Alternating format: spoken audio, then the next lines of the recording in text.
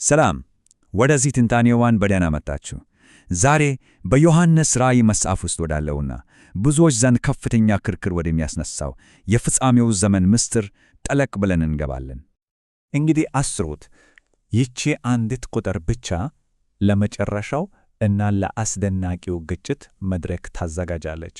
ግን ደግሞ በጣም ወሳኝ የሆነ ጥያቄ ይዛ ትመጣለች። ታዲያ ጥያቄው ምንድን ነው? ይሄ የመጨረሻው ጦርነት በትክክል የሚጀምረው መቼ ነው? የዚህ ጦርነት ጊዜ ከፍተኛ ክርክር የሚደረግበት ሲሆን ሁለት ዋና ዋና እና ፍጹም ተቃራኒ የሆኑ ትርጓሜዎችን አስገኝቷል። እስቲ ሁለቱንም እንመርምር። የመጀመሪያው አመለካከት በጣም ግልጽ ነው ይመስለው ከሚለው የሰይጣን ጦርነት፣ የአውሬው መነሳት፣ የግዳጅ አምልኮ፣ ይህ ሁሉም የሆነው በመጨረሻው የመከራ ዘመን ሁለተኛ አጋማሽ ላይ ነው ይላል። ይህንም በጊዜ ሰሌዳ ስናየው የመጀመሪያዎቹ 1260 ቀናት ወይም የመጀመሪያው 3 ዓመት ተኩል ለቅዱሳን የሰላም ጊዜ ናቸው ይላል። ከዛ ያ ጊዜ ሲያልቅ የመጀመሪያው ትንሣኤ የሚባል ነገር ይከሰታል። ጦርነቱ የሚጀምረው ከዚህ በኋላ ባሉት የመጨረሻ 1260 ቀናት ውስጥ ነው። መጨረሻ ላይ ደግሞ የመጨረሻው ፍርድ ይመጣ። የሚገርመው ነገር ግጭቱ በሙሉ መጨረሻ ላይ መከማቸቱ ነው። በቃ ይሄ መላምት ምን እያለ ነው? አንድ አውሬው የሚመጣው ከመጀመሪያው አጋማሽ በኋላ ነው። ሁለት የግዳጅ አምልኮና የ666 ምልክት የሚጀምሩትም በዚሁ በሁለተኛው አጋማሽ ላይ ነው። በቅዱሳን ላይ የሚደረገው ጦርነትም ዘግይቶ ነው የሚመጣው። ይህ ማለት በመጀመሪያዎቹ 1260 ቀናት ቅዱሳን ምንም ስደት አይደርስባቸውም ማለት ነው። ሰላም በሰላም። ግን ነገሩ እዚህ ላይ ነው የሚበላሸው። እሺ እስካሁን ጥሩ ይመስላል አይደል? ግን የመላምት አንድ ክርክር መፍረስ የሚጀምረው የመጀመሪያው ትንሣኤ የተባለውን ክስተት ስንመረምር ነው። እሺ የመጀመሪያው ትንሣኤ ምንድን ነው? ጽንሰ ሐሳቡ ይሄ ነው። በመጀመሪያዎቹ 1260 ቀናት መጨረሻ ላይ የሚከሰት ትንሣኤ ነው። ግን ለማን? ለሁሉም አይደለም። በተለይ በእምነታቸው ምክንያት ሰማዕት ለሆኑት ቅዱሳን ብቻ ተወሰነ ነው።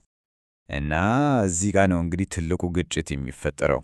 አስሉት፣ መላምት አንድ ቅዱሳን ሰማዕት የሚሆኑት በመጨረሻዎቹ 1260 ቀናት ነው ይላል።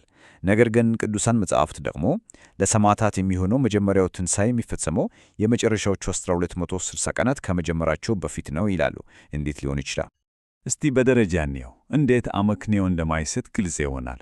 ደረጃ 1 የመጀመሪያዎቹ 1260 ቀናት አለቁ። የግዳጅ አምልኮ ስላልነበረ ብዙ ሰማዕትነትም የለም።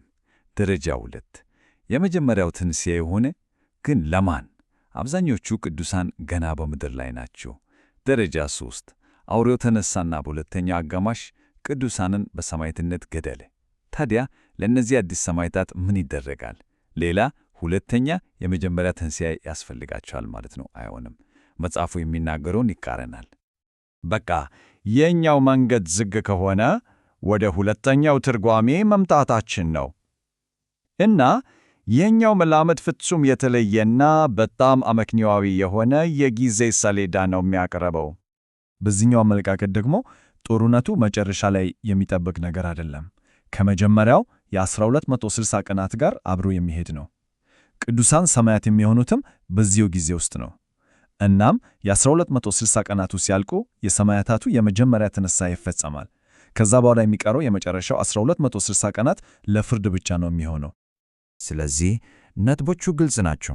አውሬው የሚነሳው ከመጀመሪያው ነው። የግዳጅ አምልኮና የአውሬው ምልክት የሚሆነው በዚሁ ጊዜ ውስጥ ነው። እምቢ ያሉ ቅዱሳን ሰማዕት ይሆናሉ። እና በጣም ወሳኙ ነጥብ ራእይ 30 የራእይ 12 ተከታይ ታሪክ ሳይሆን በራእይ 12 የተጠቀሰውን ዘመን በዝርዝር የሚያብራራበት ክፍል ነው። ልክ እንደ ማጉያ መነጽር ማለት። ይሄ ቅደም ተከተል በጣም ግልጽና ምክንያታዊ ነው። መጀመሪያ ስደትና ሰማዕትነት፣ ከዛ ለሰማዕታቱም ይሁን ትንሣኤ፣ መጨረሻ ላይ ደግሞ ፍርድ። በቃ ምንም አተባበኝ የለም። እንግዲህ እነዚህን ሁለት ተፎካካሪ አመለካከቶች አይተናል። ታዲያ ይህንን ትንታኔ ያቀረበው ምንጭ የትኛውን ነው የሚደግፈው? የትኛው ነው የበለጠ ወተነት ያለው ብሎ የሚያምነው? መልሱ ግልጽ ነው። የመረጃ ምንጩ ደራሲ የሚደግፈው ሁለተኛው መላምት ነው፣ የቀድሞ ክፍል ጦርነት የሚለውን። ለምን? ምክንያቱም አመክንዮአዊ ነው። የሰማዕትነትን፣ የትንሣኤን እና የፍርድን ክስተቶች ያለምንም ቅራኔ በአንድ መስመር ያስቀምጣል። ይህንን ሰንጠረዥ ስንመለከት ልዩነቱ ጎልቶ ይታያል። የጦርነቱ ጊዜ መቼ ነው? የመጀመሪያው ትንሣኤ ምን አይነት እንድምታ አለው?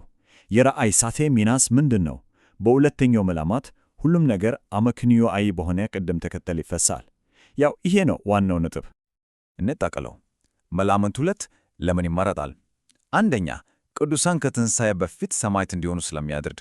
ሁለተኛ፣ ፍርድ ወይም ሰባቱ መቅሰፍት ሲጀመሩ ቅዱሳን ከሞት መነሳታቸውን ስለሚያረጋግጥ። ሶስተኛ፣ ወጥቶ የኔ ጊዜ ሰሌዳ ስለሚያቀርብ።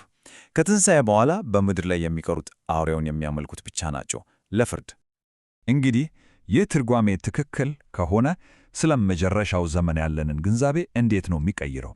ለቅዱሳን በጣም ከባዱ የስደት ጊዜ የሚሆነው በፍጻሜው ጫፍ ላይ ሳይሆን በመከራው የመጀመሪያ አጋማሽ ላይ ነው ማለት ነው። እስቲ አስቡት፣ ይህ ግንዛቤ በምድር ላይ ስለሚኖሩት የመጨረሻ ቀናት ያለንን አስተሳሰብ እንዴት ሊለውጠው ይችላል?